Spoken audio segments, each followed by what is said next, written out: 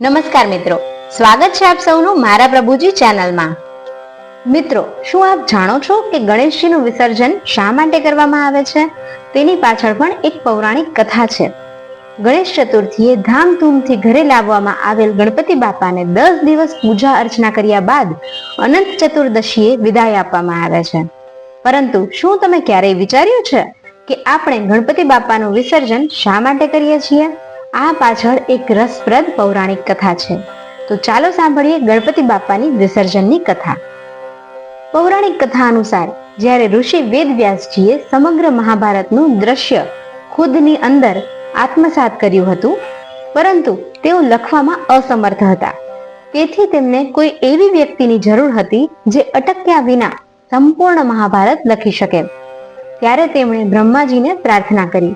બ્રહ્માજીએ તેમને કહ્યું કે ગણેશજી બુદ્ધિના દેવતા છે, તે નિશ્ચિત રૂપે તમારી મદદ કરશે। ત્યારે તેમણે ગણેશજીને મહાભારત લખવા માટે પ્રાર્થના કરી। ગણપતિ બાપ્પાને લખવામાં વિશેષ કુશળતા મળેલી છે, તેમણે મહાભારત લખવાની સ્વીકૃતિ પણ આપી દીધી। ઋષિ વેદવ્યાસજીએ ચતુર્થીના દિવસથી સતત 10 દિવસ સુધી મહાભારતની સંપૂર્ણ કથા ભગવાન શ્રી ગણેશને સંભળાવી, જેને ભગવાન શ્રી ગણેશે અક્ષરશઃ એટલે કે એવી ને એવી જ રીતે લખી। જ્યારે વેદવ્યાસજી કથા સંભળાવી રહ્યા હતા ત્યારે તેમણે પોતાની આંખો બંધ રાખી હતી। જ્યારે મહર્ષિએ કથા પૂરી કરીને આંખો ખોલી તો તેમણે જોયું કે સતત 10 દિવસ સુધી કથા સાંભળતા સાંભળતા શ્રી ગણેશજીના શરીરનું તાપમાન ખૂબ વધી ગયું હતું। તેમના શરીરનું તાપમાન ઓછું કરવા માટે વેદવ્યાસજીએ ગણેશજીના શરીર પર માટીનો લેપ કર્યો। માટી સુકાઈ ગયા પછી તેમનું શરીર અકળાઈ ગયું અને શરીર પરથી માટી ખરવા લાગી। ત્યારે વેદવ્યાસજીએ ગણેશજીને સરોવરમાં લઈ જઈને માટીનો લેપ સાફ કર્યો। કથા અનુસાર જે દિવસથી ગણેશજીએ મહાભારત લખવી શરૂ કરી તે ભાદરવા મહિનાની શુક્લ પક્ષની ચતુર્થીનો દિવસ હતો, અને જે દિવસે મહાભારત પૂર્ણ થઈ તે અનંત ચતુર્દશીનો દિવસ હતો। ત્યારથી ગણેશજીને 10 દિવસ સુધી બેસાડવામાં આવે છે, અને 11મા દિવસે ગણેશ ઉત્સવ પછી અનંત ચતુર્દશીના દિવસે તેમનું વિસર્જન કરવામાં આવે છે। એવું પણ કહેવાય છે કે ગણપતિ ઉત્સવ દરમિયાન લોકો પોતાની જે ઈચ્છા પૂર્તિ કરવા માંગે છે તે ભગવાન ગણપતિના કાનમાં કહી દે છે।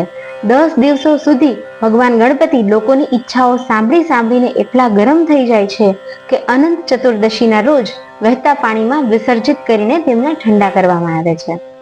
ગણપતિ બાપ્પા સાથે જોડાયેલ મોરિયા નામની પાછળ ગણપતિજીનું મયુરેશ્વર સ્વરૂપ માનવામાં આવે છે। ગણેશ પુરાણ મુજબ સિંધુ નામના દાનવના અત્યાચારથી બચવા માટે દેવગણોએ ગણેશજીનું આહ્વાન કર્યું હતું। સિંધુનો સંહાર કરવા માટે ગણેશજીએ મયુર વાહન પસંદ કર્યું અને 6 ભુજાઓનો અવતાર ધારણ કર્યો।